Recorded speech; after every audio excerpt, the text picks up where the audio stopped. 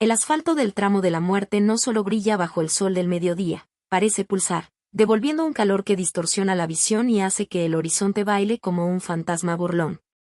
Siento el sudor correr frío por mi espalda, un contraste bizarro con la temperatura allá afuera, mientras el silencio repentino del radio me golpea los oídos como un grito de alerta. Hay algo profundamente mal en el peso del aire hoy, una presión invisible que me aplasta los pulmones e inflama mis ganas de apretar el volante con tanta fuerza que mis dedos empiezan a hormiguear.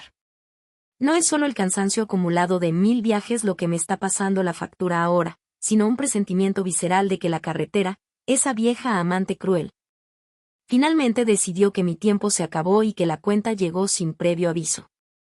El motor de mi viejo Thornton, que suele rugir como una fiera cansada, emitió un carraspeo metálico que hizo que se me fuera el alma al suelo, como si estuviera cayendo en un abismo sin fin. Conozco cada latido, cada vibración de esta máquina, y ese sonido fue el estallido de una promesa rota, el anuncio de que me quedaría a merced de la nada absoluta.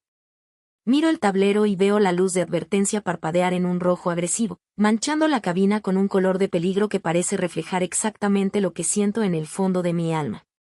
El miedo no es algo que yo suela admitir, pero allí, rodeado por kilómetros de tierra árida y un cielo que no conoce la palabra misericordia, supe que el control que fingía tener sobre mi vida se me acababa de escurrir entre los dedos callosos.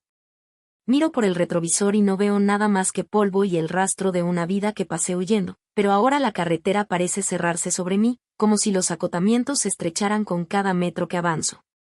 La sensación de aislamiento es tan absoluta que llega a ser física, un dolor agudo en el pecho que me recuerda que, si desaparezco en este tramo maldito, nadie me va a echar de menos hasta que la carga llegue con retraso. El destino es un concepto chistoso para quien se la pasa haciendo cambios de velocidad, pero hoy tiene olor a aceite quemado y un sabor amargo a arrepentimiento que no puedo tragar. Estoy en el epicentro de un desastre inminente, y lo único que me separa del colapso total es una carcasa de fierro que se está rindiendo junto conmigo bajo el sol implacable de México. Mi rutina es un ciclo infinito de café frío, asientos de cuero rajado y el sonido hipnótico de las llantas devorando el pavimento, una vida medida en kilómetros y no en años. Cada mañana empieza con el cuerpo pidiendo una tregua que nunca puedo darle, la espalda trabada de tanto dormir en una cabina que se volvió mi único castillo y mi única celda. La falta de lana es una sombra que se sienta en el asiento del copiloto todos los días, susurrándome sobre las cuentas vencidas y el mantenimiento que siempre aviento para el mes que entra. Transporto la riqueza de un país entero en mi espalda, granos y maquinaria que alimentan ciudades que nunca visito, mientras que en mi bolsa lo que sobra apenas alcanza para una orden de frijoles y un café de olla decente.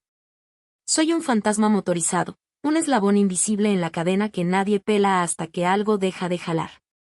La soledad ya no es una visita, se volvió parte de mi ADN, un silencio que se instala entre las frases cortas que intercambio con los despachadores en gasolineras olvidadas. Hace tanto que no siento el calor de una plática de verdad que a veces hablo solo para asegurarme de que mi voz todavía existe en medio de este desierto. El divorcio, que ya tiene años, dejó un hueco que la carretera intenta llenar, pero el polvo solo alcanza a enterrar el dolor, nunca a curarlo de veras. Veo las fotos despintadas en el tablero y veo a un hombre que ya no reconozco, alguien que tenía sueños que no involucraban solo sobrevivir a la próxima subida pesada. El cansancio crónico me puso los ojos como brasas permanentes, y la sensación de que soy solo un engrane desechable en la máquina del progreso me consume más que el propio diésel del motor. El camión es mi vivo retrato, una estructura de fierro viejo que se aferra a seguir de pie aun cuando todo alrededor sugiere que deberíamos simplemente pararnos y volvernos chatarra.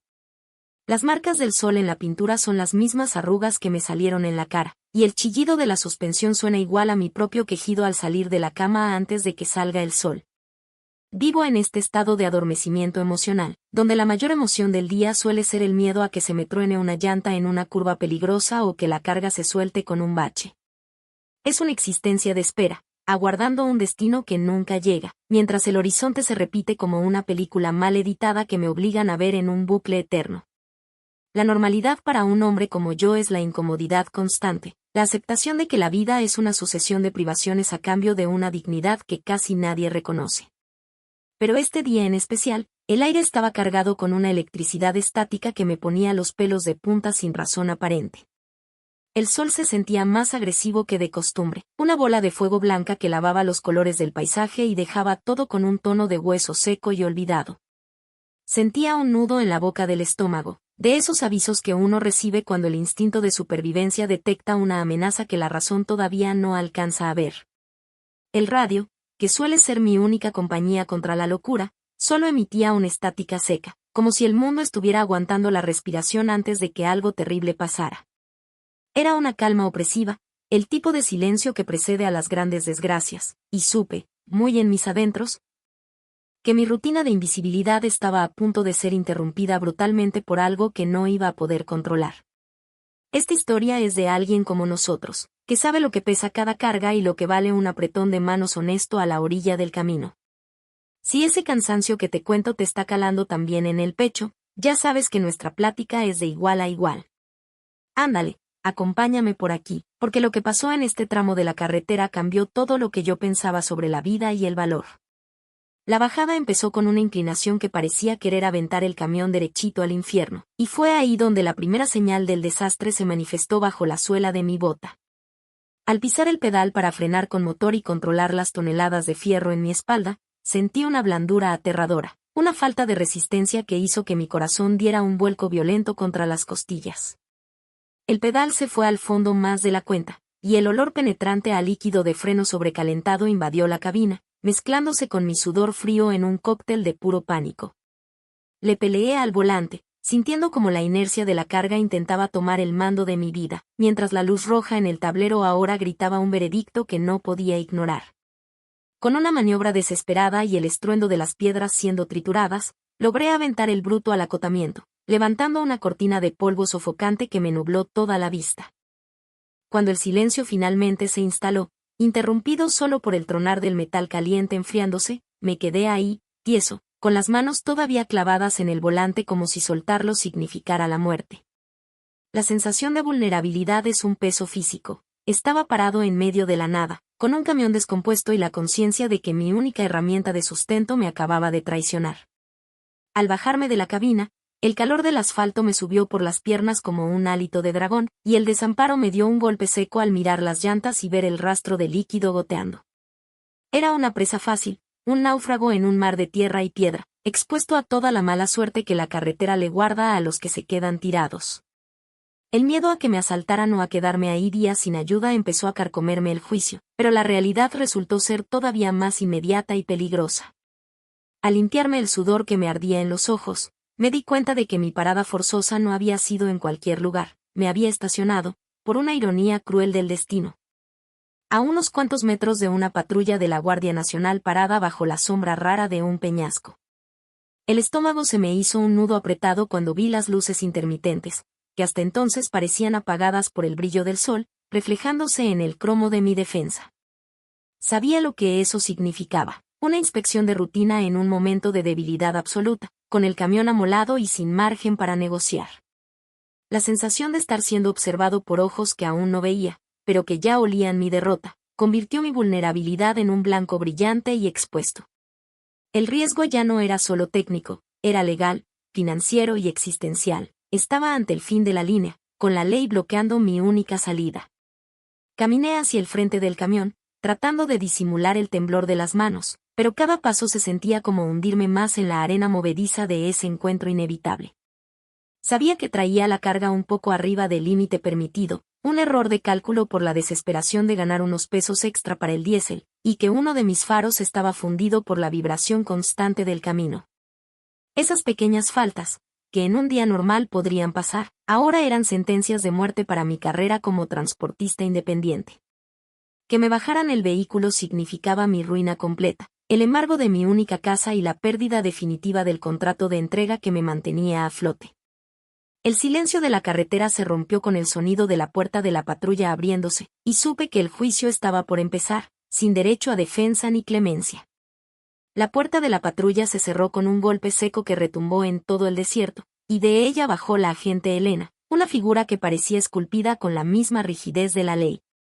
Caminaba con una postura impecable, el uniforme bien planchado desafiando los 40 grados, mientras sus pasos firmes hacían tronar el cascajo bajo sus botas boleadas. Sus ojos estaban ocultos por unos lentes de aviador oscuros, convirtiendo su cara en una máscara impenetrable de autoridad que solo reflejaba mi propia imagen derrotada y sudorosa.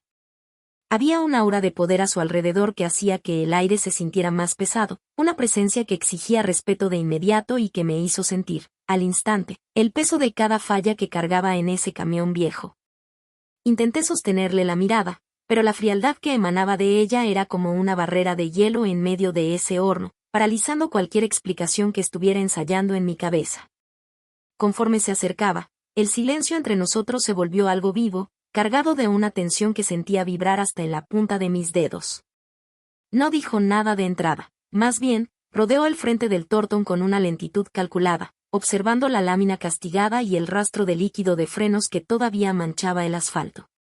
Fue en ese momento que noté un detalle que rompió por un segundo su armadura de hielo, se llevó la mano a la cara y, con un movimiento casi delicado, se acomodó un mechón de pelo que se le había escapado tras la oreja. Ese gesto, tan humano y femenino en medio de tanta rigidez militar, me dio un golpe en el estómago, revelando que detrás del uniforme había alguien que también sentía el calor y el cansancio de este tramo maldito. Era un contraste desconcertante que mezclaba mi miedo instintivo con una curiosidad repentina, una chispa de conexión que no debería sentir frente a quien tiene el poder de arruinarme la vida con un plumazo. Elena se paró a unos metros de mí, quitándose los lentes oscuros para dejar ver unos ojos tan afilados como el horizonte, pero que cargaban un brillo de algo que no supe si era cansancio o compasión. El tono de su voz, cuando por fin habló, no fue el grito autoritario que esperaba, sino una nota baja, firme y controlada que pareció resonar dentro de mi propia cabina emocional. Ella representaba la ley implacable, la última barrera entre mi supervivencia y el abismo, y su presencia allí, en mi momento de ruina, creaba un campo de fuerza que me atraía y me rechazaba al mismo tiempo. Me vi atrapado entre las ganas de pedirle paro y la necesidad de mantener lo que me quedaba de dignidad, mientras ella me estudiaba con una intensidad que parecía leer no solo los papeles que yo traía, sino toda la historia de derrotas que intentaba esconder tras mi cara curtida por el sol. Le entregué los documentos con la mano temblorosa, rogando que no notara cuánto vibraba el papel entre mis dedos. Por dentro, era un campo de batalla. Una parte de mí quería ponerse de rodillas y suplicarle que no se fijara en el exceso de carga, mientras que la otra, orgullosa y herida, sentía un coraje sordo por ser humillado así. Miraba a Elena y veía la ley, pero también veía a una mujer que parecía traer el mismo desierto en los ojos, y esa dualidad me traía todo norteado. El miedo a perder el camión era como una soga apretándome el pescuezo, pero su cercanía, el perfume sutil a jabón que le ganaba al olor del diésel, despertaba algo que yo tenía enterrado hace décadas. Me sentía patético, un hombre de 45 años reducido a nada por una infracción de tránsito, mientras mi corazón martillaba un mensaje de desesperación que no me salía de la garganta seca. Elena se puso a revisar el manifiesto de carga, y el silencio que siguió solo lo llenaba el ruido del papel y el zumbido de algún bicho del desierto. Pensaba en mi divorcio, en la casa que perdí, en los años que me pasé solo mirando el asfalto, y de repente todo parecía culminar en ese preciso momento de juicio bajo el sol. La regla era clara, sobrepeso es corralón, pero veía en ella una duda, una mirada que se perdía un segundo en mis zapatos gastados antes de volver a la burocracia oficial. Quería gritarle que yo no era un criminal, que solo era un hombre tratando de no morirse de hambre, pero las palabras se me morían en la boca. El conflicto entre mi deber y mi instinto de supervivencia creaba una tormenta interna que me hacía sudar más de lo que el calor justificaba. Cada segundo que pasaba en silencio era una tortura fina, un juego de espera donde el premio era mi dignidad o mi ruina total. Me preguntaba si ella sentía el peso de ese uniforme tanto como yo sentía el de mi carga, o si yo era nomás un número más en su reporte de infracciones. La tensión externa era el camión descompuesto y la multa encima, pero la interna era el descubrimiento asustador de que todavía era capaz de sentir algo por otro ser humano en medio de mi aislamiento. No podía dejar de verle las manos que tenían mi destino con la misma firmeza con la que agarraban la pluma, y unas ganas irracionales de tocarla empezaron a crecer como incendio en pastizal. Era una lucha perdida contra mí mismo, tratando de mantener mi cara de trailero profesional mientras mi alma gritaba por un milímetro de comprensión o una mirada que me reconociera. Trataba de calcular cuánto tardaría la grúa si ella decidía seguir el protocolo al pie de la letra, y la cuenta siempre acababa en cero. Sin el camión, yo no era nadie, Era solo un pinche vago en medio de México, sin techo, sin jale y sin mi único refugio. Ese pensamiento le subía el volumen emocional a cada gesto de ella, convirtiendo el checar un foco fundido en una sentencia de exilio social. Me sentía chiquito, invisible para el sistema, pero extrañamente expuesto bajo su mirada, como si Elena pudiera ver a través de mi camisa mugrosa y leer todas mis carencias. La represión de años de soledad estaba saliendo a flote de una forma peligrosa, mezclándose con el pavor a la quiebra en un cóctel que amenazaba con desbordarse en cualquier momento. El sol seguía castigando la carretera, y el brillo del pavimento parecía estar derritiendo mis últimas defensas, dejándome en carne viva ante la autoridad. Veía su sombra proyectada sobre mí y, por un instante, deseé que esa sombra me arropara, no como una cárcel, sino como un techo contra el mundo de afuera que solo sabe cobrar. El conflicto externo de la revisión se volvía secundario comparado con la batalla que yo traía para no perder el control y soltarme a llorar o a reírme de puro nervio ahí mismo. Era un hombre acorralado, y los hombres así solemos tomar decisiones que desafían la lógica, movidos por un dolor que la razón ya no aguanta. La carga emocional estaba tan alta que el aire se sentía saturado, como si una sola palabra mal dicha pudiera causar una explosión que cambiara el rumbo de nuestras vidas para siempre. Finalmente levantó los ojos del papel, y por un breve momento, su máscara de oficial flaqueó, revelando un cansancio que era el espejo del mío. En ese instante, no éramos guardia e infractor, éramos solo dos personas perdidas en el tramo de la muerte, tratando de hallarle sentido a todo entre el polvo y el calor. Sentí una punzada de empatía por ella, imaginando las decisiones tan canijas que tenía que tomar diario para mantener esa postura, y eso solo me revolvió más el alma. El deseo de conexión humana se estaba volviendo más fuerte que el miedo a la ley, y esa era la frontera más peligrosa a la que me había arrimado en todo mi camino. Estaba en el límite, y la sensación de que nada se iba a arreglar sin un rompimiento drástico se me sentó en el pecho como una losa de plomo. La tensión, que ya era insoportable, subió a otro nivel de peligro cuando la puerta del copiloto de la patrulla se abrió, y un segundo guardia, que después supe se apellidaba Morales, saltó al asfalto con una energía muy pesada. Era más joven, con una cara endurecida por esa arrogancia que dan los pequeños poderes, y no se anduvo con rodeos como la agente Elena. Con una macana en la mano, empezó a rodear mi camión, golpeando las llantas con una fuerza exagerada. Cada golpe retumbaba como un balazo en el silencio del desierto. Me gritaba insultos genéricos sobre ser basura de carretera y choferes irresponsables, tratándome con un desprecio que me hacía hervir la sangre, convirtiendo lo que era una revisión en un ritual de humillación. Vi que a Elena se le torció la cara de disgusto al ver a su compañero actuar con esa prepotencia innecesaria, y me di cuenta de que había una división clara en la autoridad ahí presente. Morales se paró frente a la carga, jalando las bandas con una violencia que amenazaba con tronar los sellos, y se volteó hacia Elena exigiéndole que pidiera la grúa ya, sin más plática. La situación se estaba saliendo de las manos. Lo que era una negociación silenciosa entre dos seres cansados se estaba volviendo una ejecución comandada por un tipo que no sabía qué era la empatía. Intenté dar un paso al frente para defender mi sustento, pero la mano de Elena se levantó en un gesto de mando, parándome en seco mientras le ordenaba a Morales que se quitara y se fuera a esperar a la patrulla. Ese pleito entre los dos creó un ambiente de sitio. Me sentía como una presa peleada por dos depredadores con mañas distintas, y cada segundo de discusión entre ellos me confirmaba que lo peor estaba por venir. Morales no se la tragó fácil, escupió al suelo, bien cerca de mis botas, y murmuró algo de que Elena era muy suave con la escoria del camino antes de recargarse en la patrulla con los brazos cruzados. Su presencia ahí, vigilando cada movimiento nuestro con ojos de mala leche, hacía el aire irrespirable y volvía el camión una trampa de fierro caliente. Me di cuenta de que Elena estaba bajo presión no solo por mi culpa, sino por demostrar que podía con el jale frente a un compañero que claramente quería verla regarla o ser demasiado dura. Mientras tanto, el viento empezó a soplar, trayendo una ráfaga de arena fina que calaba en la piel y nublaba la vista, echándole más caos a esa escena de pesadilla. Elena volvió a fijarse en mí, y vi el conflicto en sus ojos. Sabía que lo que seguía era quitarme de la carretera, pero algo en mi cara de derrota absoluta parecía estarle deteniendo la mano. Cada que Morales soltaba un comentario burlón a lo lejos, la mano de ella apretaba el bloc de multas con más fuerza, dejando ver que también estaba al límite.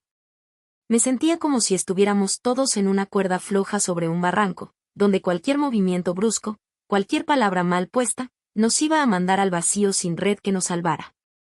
Los problemas técnicos del camión seguían saliendo conforme avanzaba la revisión bajo el ojo de Morales. Elena notó que la vigencia de uno de los extintores había caducado hacía apenas una semana, un detalle mínimo que, en manos de un guardia sangrón, se volvía otro clavo en mi ataúd. Traté de explicarle, con la voz ya cortada por el coraje y el desespero, que el dinero para la recarga se había ido en las medicinas de mi jefa, una verdad dolorosa que me dejaba más encuerado emocionalmente. El desprecio de Morales subió, y empezó a grabar la escena con su celular, seguro para dejar registro de lo que él llamaba una negligencia imperdonable, haciendo que el riesgo de un castigo ejemplar fuera cada vez más real. La subida de obstáculos no tenía fin. Cuando abrí la puerta de la cabina para sacar la bitácora de mantenimiento, un sobre con fotos viejas de mi familia se cayó a los pies de Elena, regando recuerdos despintados por el suelo manchado de aceite. Morales soltó una carcajada seca, burlándose de cómo los perdedores siempre traen el pasado en la bolsa, y sentí un impulso violento de irme encima. Elena se agachó rápido para levantar las fotos antes de que el viento se las llevara, y por un segundo, nuestras manos casi se rozan en el suelo, soltando una chispa de electricidad que cayó todo el ruido alrededor. Me entregó las fotos con un nerviosismo evidente, evitándome la mirada, pero la tensión entre nosotros ya era algo físico, una liga estirada al punto de romperse. Cada cosa nueva que salía, el extintor, las fotos, la pesadez de Morales, hacía la situación más delicada, como si el destino estuviera echándole peso a la carga hasta que ya no pudiera más. Veía el futuro cerrándoseme enfrente, una fila de juzgados, deudas y perder el único lugar donde todavía me sentía hombre. La presencia del otro guardia era el catalizador que tapaba cualquier salida diplomática, obligando a Elena a tomar una decisión que, de a fuerzas, iba a ser traumática para alguno de los dos. Estaba hasta el queque de pelear contra el mundo, contra la invisibilidad, y sentir que el sistema por fin me estaba acorralando me dejaba un sabor a sangre en la boca. El clímax de esta escalada llegó cuando Morales, harto de esperar, se arrimó otra vez y trató de arrebatarle el bloc de notas a Elena, alegando que él mismo terminaría el jale que ella no se atrevía a concluir. El pleito por la autoridad estalló en un susurro tenso entre ellos, mientras yo me quedaba ahí, en medio del huracán, sintiendo que mi humanidad se estaba subastando entre dos extraños bajo el sol que quema. La cosa se había puesto peor minuto a minuto, y sabía que lo que seguía no era una plática, sino un rompimiento definitivo. Ya no era solo un trailero con fallas mecánicas, era el punto donde chocaban muchos pleitos, y la presión que traía en el pecho estaba a nada de tronar de una forma que nadie ahí podía ver venir. La desesperación llegó a ese punto de hervor donde la lógica se deshace y solo queda el instinto puro, el grito ahogado de quien ya no aguanta que lo traten como a un cero a la izquierda. Cuando Elena se acercó para darme el papel de la infracción, el documento que iba a matar mi vida en el camino, el tiempo pareció hacerse lento, convirtiendo cada centímetro de movimiento en una eternidad. En el momento en que nuestros dedos se tocaron al cambiar el papel, una descarga me recorrió el brazo y, en lugar de quitarme como mandaba el juicio, cerré mi mano sobre la suya con una firmeza que era, al mismo tiempo, un ayúdame y un aquí estoy. El silencio que siguió fue de esos que aturden, roto solo por el aire en las piedras, mientras el mundo se borraba y solo quedábamos nosotros dos, amarrados por ese contacto prohibido bajo el sol. No pensé en las consecuencias, en las esposas o en la cárcel, solo sentía la urgencia de que alguien me viera, de tocar la humanidad que veía escondida tras ese uniforme y esos ojos cansados. Antes de que ella pudiera decir ni pío o que Morales se diera cuenta, me acerqué, invadiendo el espacio sagrado de la ley, y le robé un beso que traía el sabor de 10 años de soledad y la sal de mi propio sudor. Fue un beso rápido, pero con una fuerza que parecía querer fundir nuestras realidades, un acto de suicidio social a plena luz del día en el tramo de la muerte. En ese instante, crucé la raya más peligrosa, convertí a la oficial en mujer y a mí mismo, de un infractor cualquiera, en un hombre que se atrevió a desear lo imposible. El golpe psicológico de ese gesto fue seco y brutal, un rompimiento que dejó el aire con una estática tan fuerte que parecía que iba a caer un rayo del cielo despejado. Sentí que el cuerpo de Elena se puso tieso como tabla, un choque que le recorrió los músculos y se vio en sus pupilas bien abiertas, mientras el papel de la multa se nos caía y se volaba, ya sin importancia. Al separarme, el silencio que se quedó fue más pesado que cualquier cárcel, un vacío lleno de preguntas y peligros que ya estaban tomando forma. Me hice un paso para atrás, sintiendo el peso de lo que acababa de hacer, mientras veía la confusión y el desmadre emocional en su cara, sabiendo que, después de ese beso, nada en el mundo volvería a ser igual para ninguno de los dos. El mundo alrededor parecía habérselo tragado un vacío donde ya no había ruido, solo el latido de mi sangre en las sienes. Elena estaba de piedra, como si el choque la hubiera pasmado, y su mano derecha bajó, por puro reflejo de academia, hacia la cacha de su pistola, mientras la izquierda todavía andaba en el aire, tocándose los labios que yo le acababa de invadir. El cabo Morales, que andaba distraído con el radio de la patrulla, se volteó justo cuando ella se hacía para atrás, y su cara de burla cambió a una de confusión maliciosa al ver el desorden emocional de su jefa. Veía el pánico en los ojos de ella, una mezcla de coraje, vergüenza y un miedo profundo de que su carrera se fuera al caño por un impulso que ella no pidió, pero que ahora la marcaba ante el sistema. Solté el aire que ni sabía que estaba guardando y retrocedí despacito, sintiendo el peso de las esposas invisibles que yo solito me puse con esa locura. El miedo, que antes era por una multa, ahora tenía forma de delito federal, una agresión a una oficial de la Guardia Nacional que me podía costar años en una celda fría.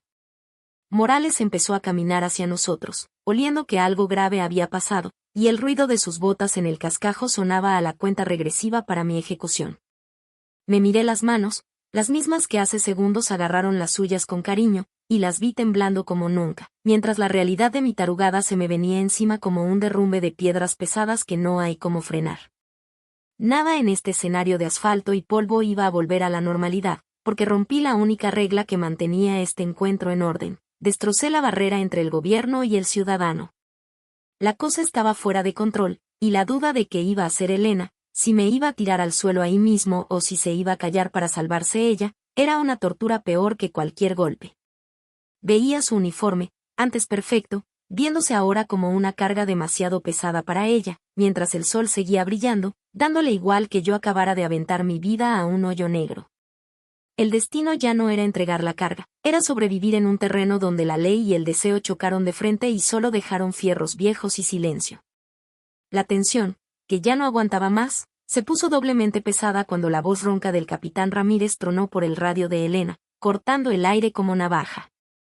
Exigía un reporte ya, avisando que su patrulla de mando ya estaba dando la vuelta en el kilómetro 42 y que él mismo iba a revisar ese camión sospechoso. Ramírez era una leyenda negra entre nosotros, un tipo que solo creía en el reglamento y que gozaba viendo cómo nos aplastaba la burocracia. El ruido de esa voz fue la señal de que el cerco se estaba cerrando de a de veras. Si antes me las veía con el relajo emocional de Elena, ahora me tocaba la frialdad de un sistema que no perdona. Y menos la audacia que tuve contra un uniforme. Miré al horizonte y vi, a lo lejos, la polvareda que traía la camioneta de Ramírez, acercándose rápido como un monstruo de fierro que venía a comerse lo que me quedaba de juicio. La amenaza ya no era la multa o el beso, era desaparecer en las cárceles de México, donde los hombres sin nombre entramos y ya no salimos. La impotencia me dejó mudo, porque sabía que ante Ramírez, Elena no tendría de otra más que entregarme para salvar su propio pellejo y su honor militar. Estaba entre el desierto infinito y una fuerza que representaba todo lo que me ha pisoteado en mis 45 años. El riesgo era el máximo, convirtiendo ese pedazo de carretera en un patíbulo donde yo era el único marcado para caer ante un verdugo que llegaba en segundos. Elena me miró, y por primera vez vi el abismo en los ojos de una mujer que siempre tenía la respuesta lista. No sacó el arma, pero su mano seguía firme en el coldre mientras el polvo de la troca de Ramírez empezaba a dibujar una raya de peligro en el aire seco. «Súbete a la cabina», me ordenó, y su voz ya no era de oficial. Era el susurro de alguien que se va a aventar de un risco conmigo sin saber si hay fondo. Guardó la multa arrugada en su bolsa, escondiendo la prueba de nuestro choque, pero ese secreto parecía doblarle la espalda bajo el sol. Obedecí como zombi, sintiendo que el fierro de la puerta era lo único que me separaba de una eternidad tras las rejas o de algo que todavía no me atrevía a decir. Ahora estoy aquí, sentado en el asiento roto, mirando por el espejo como la camioneta del capitán Ramírez se para justo atrás de ella, levantando una cortina de tierra que no deja ver salida. Veo a Elena ponerse en posición, acomodándose el kepe y poniéndose otra vez su máscara de hielo, mientras Morales camina hacia el jefe con una sonrisa que puede acabar con mi mundo en un minuto. Mi suerte ya no depende de mis manos o de la fuerza de mi motor. Depende de lo que una mujer herida y norteada le diga a un verdugo que no acepta mentiras. Si me entrega, pierdo la libertad. Si me cuida, se pierde ella ante el sistema, y este silencio antes de que hablen es la tortura más perra que me ha tocado. ¿Qué pasa cuando la ley se topa con un hombre que ya no tiene nada que perder más que un beso que nunca debió ser? Veo a Ramírez bajarse, con sus insignias brillando bajo el sol, y siento mi corazón pegándole al pecho como queriendo salirse antes del madrazo final. Elena da el primer paso hacia él, y me doy cuenta de que el verdadero tramo de la muerte no es esta carretera sola, sino esos 10 metros que separan la verdad de la supervivencia.